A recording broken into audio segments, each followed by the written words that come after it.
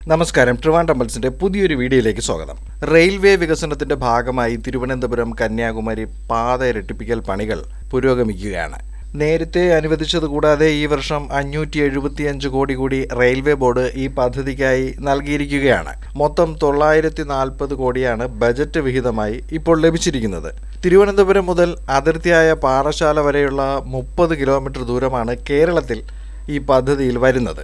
തമിഴ്നാട് ഭാഗത്തുള്ള പണികൾ ഏതാണ്ട് പൂർത്തിയായി വരികയാണ്. തിരുവനന്തപുരത്ത് ഇതിനോടൊപ്പം നേമം ടെർമിനലിന്റെ നിർമ്മാണവും പുരോഗമിക്കുകയാണ്. തിരുവനന്തപുരം മുതൽ നേമം വരെയുള്ള ഭാഗം 2026 മാർച്ചിൽ കമ്മീഷൻ ചെയ്യുക എന്ന തരത്തിലാണ് പണികൾ മുന്നോട്ട് പോകുന്നത്.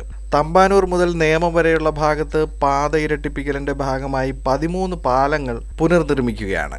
അതിന്റെ പ്രാരംഭ നടപടികൾ തുടങ്ങിയിരിക്കുകയാണ്. നേമത്ത് 4 പ്ലാറ്റ്ഫോമുകളും ട്രെയിൻ അറ്റകുറ്റപ്പണിക്കുള്ള 2 പിറ്റ് ലൈനുകളും 4 സ്റ്റേബിളിംഗ് ലൈനുകളുമാണ് നിർമ്മിക്കുന്നത്. നേമം മുതൽ പാറശാല വരെയുള്ള ഭാഗത്ത് ഭൂമി ഏറ്റെടുക്കൽ നടപടി അവസാന ഘട്ടത്തിലാണ്.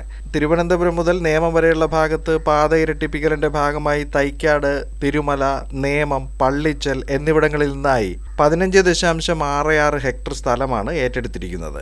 തിരുവനന്തപുരം മുതൽ നേമം വരെയുള്ള സ്ഥലമേറ്റെടുപ്പിന് 150 കോടിയോളം ചിലവിട്ടിരുന്നു. തിരുവനന്തപുരം മുതൽ പാറശാല വരെ 3 റീച്ചുകളായാണ് ഭൂമി ഏറ്റെടുക്കൽ നടക്കുന്നത്. തിരുവനന്തപുരം നേമം, നേമം നെയ്യാറ്റിൻകര, നെയ്യാറ്റിൻകര പാറശാല എന്നിങ്ങനെയാണ് ഈ റീച്ചുകൾ വരുന്നത്.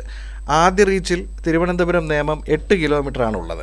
തിരുവനന്തപുരം മുതൽ പാറശാല വരെ 7 പ്രധാന സ്റ്റേഷനുകളാണുള്ളത്.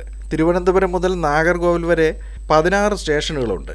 ഈ പാത ഇരട്ടിപ്പിക്കൽ കേരളത്തിനും തമിഴ്നാടിനും ഒരുപോലെ പ്രയോജനം ലഭിക്കുന്നതാണ്.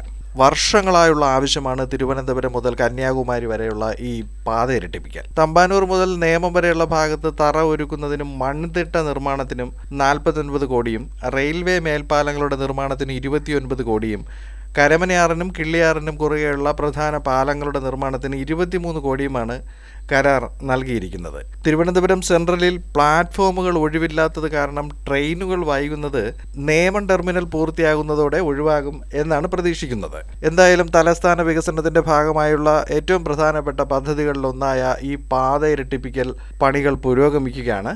ഇതിന്റെ പുതിയ അപ്ഡേറ്റ് വാർത്തകൾ ലഭിക്കുന്നതിനനുസരിച്ച് ഈ ചാനലിൽ വീഡിയോകൾ പോസ്റ്റ് ചെയ്യുന്നതായിരിക്കും.